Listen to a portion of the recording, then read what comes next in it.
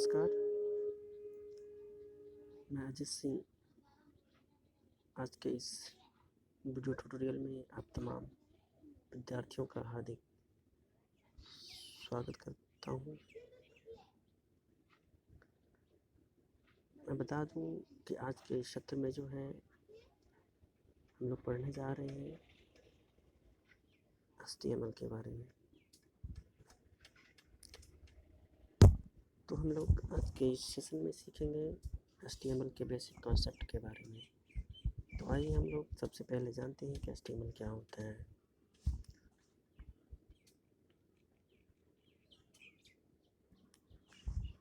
HTML का पूर्ण रूप हाइपरटेक्स्ट मार्कअप लैंग्वेज होता है। HTML एक कंप्यूटर की भाषा है जिसका इस्तेमाल किसी भी प्रकार के वेबसाइट को बनाने में किया जाता है।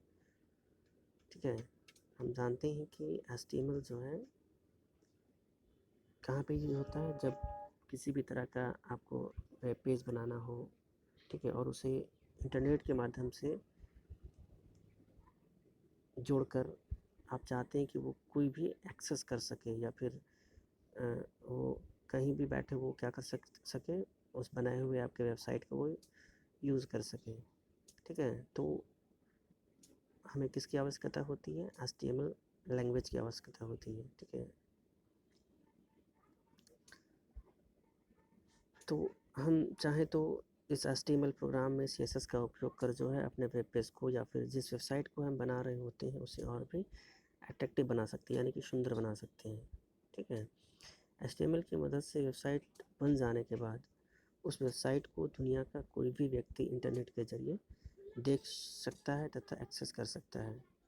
दैट मीन्स, कहने का मतलब, जब आप कोई भी छोटा मोटा HTML यानी कि वेब पेज जो है डिज़ाइन कर लेंगे HTML कोड की मदद से और वो रन करने लगेगा, तो उसका बेनिफिट क्या होगा कि वो कहीं भी जो है आपके उस वेबसाइट को जो है, मतलब कि उस वेबसाइट के कंटेंट को जो है कोई भी कहीं भी अगर है तो वो देख सकता है। ठीक है, उसको एक्सेस कर सकता है।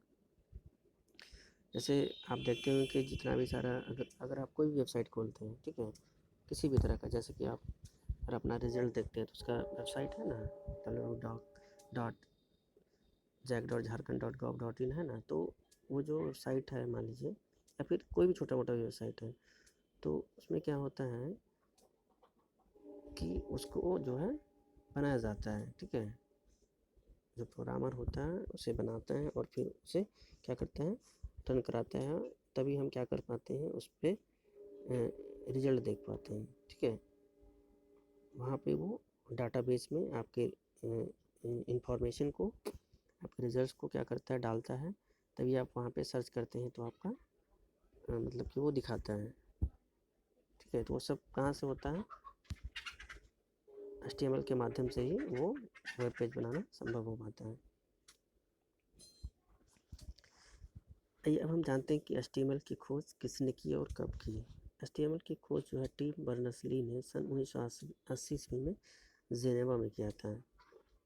ठीक है, HTML एक प्रकार का प्लेटफॉर्म इंडिपेंडेंट लैंग्वेज है जो कि किसी भी प्रकार के वेब पेज को डिज़ाइन करने में प्रयोग किया जाता है।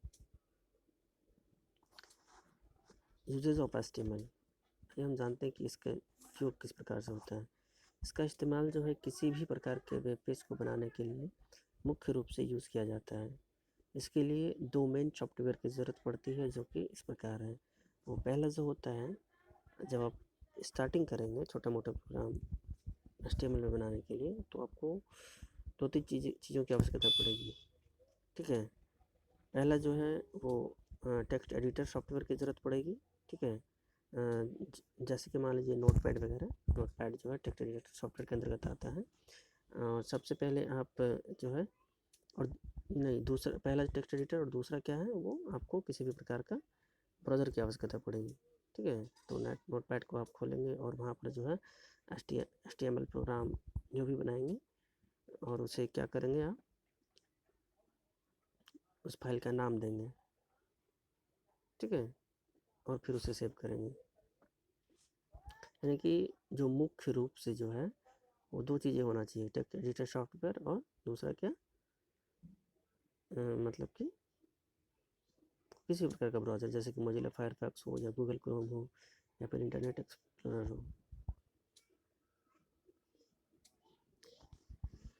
व्यू ऑफ HTML छोटे छोटे कोड की सीरीज से मिलकर बना होता है, जिसको कि हम जो है नोटपैड में लिखते हैं। इन छोटे कोड को टैग कहते हैं। HTML टैग ब्राउज़र को बताता है कि उस टैग के अंदर लिखे गए एलिमेंट्स को वेबसाइट में कैसे और कहाँ दिखाना है। Process of HTML code. हम जिस प्रकार का HTML कोड अथवा प्रोग्राम लिखना चाहते हैं, उसे हम अपने कंप्यूटर में मौजूद टेक्स्ट एडिटर सॉफ्टवेयर में उस कोड को लिखने के बाद उसे क्या करते हैं, .html या .stm एक्सटेंशन के साथ उसे सेव करने की आवश्यकता होती है। यानी कि जैसे ही आप क्या करेंगे, कोई भी छोटा मोटा प्रोग्राम लिखेंगे, कोई प्रोग्राम लिखेंगे, तो उसे क्या करेंगे, आप सेव करेंगे। और सेव जब करेंगे तो वहाँ पे उसका जो एक्सटेंशन होता है वो क्या देंगे, .html देंगे या .stm लगा के देंगे, तभी वो वर्क कर पाएगा। ठीक है। उसके बाद उसे किसी भी प्रकार के ब्राउज़र जैसे कि इंटरनेट एक्सप्लोरर या फिर गूगल क्रोम आदि में उसे रन कराने की आवश्यकता होती है, तभी वो आप क्या करेंगे, उसे किसी भी प्रकार के ब्राउज़र में रन कराने में सक्षम हो पाएंगे। ठीक है। HTML टैग को जो है स्टार्ट और एंड टैग के साथ यूज़ करना होता है, और प्रत्येक टैग का अपना अलग अलग रोल और उसका कार्य होता है। ठीक है। चलिए अब हम जानते हैं बेसिक HTML टैग के बारे में। कुछ बेसिक HTML टैग इस प्रकार है, जैसे कि HTML ये मेन हो गया। जैसे आप HTML प्रोग्राम लिखना स्टार्ट करेंगे तो वहाँ पे ये टैग तो लगेगा ही लगेगा, और मतलब कि फिर अंत में भी इस टैग के साथ जो है वो क्लोज होगा। ठीक है। और दूसरा टैग वो हेड टैग है। जैसे आप जो भी प्रोग्राम बनाएंगे तो उसका हेडिंग होगा, आप किस पर्पज़ से वो कोड लिख रहे हैं। ठीक है। आपका जो वेब पेज का जो डिज़ाइन होगा वो किस पर्पज़ का हो, क्या नाम होगा उसका, हेडिंग क्या होगा, वो हेडिंग देंगे इस हेड टैग के माध्यम से। फिर उसका टाइटल जो होगा, क्या आपका टाइटल है। ठीक है। जैसे स्कूल के लिए बना रहे हैं तो उसका टाइटल जो भी होगा तो टाइटल टैग के साथ उसको देंगे। ठीक है। फिर जैसे पी है, अगर कोई पैराग्राफ आपको ऐड करना है तो उसके लिए पी का हम यूज़ करते हैं, पी टैग का यूज़ करते हैं। जिस भी टैग का हम यूज़ करेंगे वहाँ पे उसे क्लोज भी करेंगे, तभी वो प्रॉपर वर्क करेगा। फिर अगला है देखिए बी टैग से क्या होता है, जैसे अगर मान लीजिए कोई भी पैराग्राफ या टेक्स्ट अगर आप बोल्ड कराना चाहते हैं मोटा अक्षर में हो, तो उसके लिए हम लोग क्या करते हैं, बी टैग का इस्तेमाल करते हैं। और भी बहुत सारा टैग है। ठीक है। जो कि अब हम लोग अगले क्लास में पढ़ेंगे। ठीक है। तो चलिए आज के सत्र में हम लोग पढ़ें कि बेसिक HTML जो मतलब बेसिक HTML के बारे में हम लोग जाने और कुछ HTML टैग के बारे में जाने। ठीक, धन्यवाद।